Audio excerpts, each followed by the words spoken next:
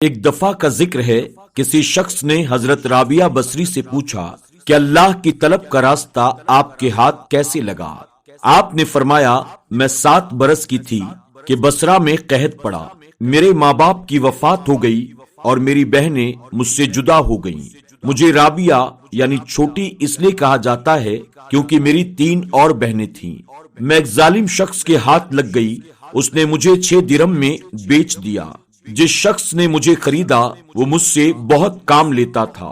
ایک روز میں کوٹھے سے گر پڑی اور میرا ہاتھ ٹوٹ گیا۔ میں نے اپنا چہرہ زمین پر رکھا اور اللہ رب العزت کی بارگاہ میں عرض کیا، یا اللہ، میں ایک غریب یتیم لڑکی ہوں، ایک ظالم شخص کی قید میں ہوں، مجھ پر رحم فرما، میں تیری رضا چاہتی ہوں، اگر تو راضی ہے پھر مجھے کوئی فکر نہیں۔ اس کے جواب میں نے ایک آواز سنی، اے رابعہ، غم نہ کھا، کل کو تجھے ایک ایسا مرتبہ حاصل ہوگا کہ مقربان آسمان تجھ کو اچھا جاننے لگیں گے۔ اس کے بعد میں اپنے مالک کے گھر آئی تو میں نے روزہ رکھنا شروع کر دیا اور رات کو ایک گوشے میں جا کر عبادت میں مشغول ہو جاتی۔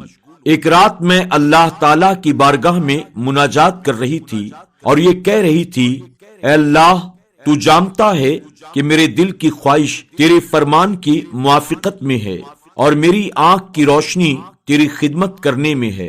تو میری نیت کو خوب جانتا ہے کہ اگر میرے ذمے مخلوق کی خدمت نہ ہوتی تو گھڑی بھر کے لیے بھی تیری عبادت سے غافل نہ ہوتی، لیکن تو نے مجھے ایک مخلوق کے ہاتھ قید کر رکھا ہے۔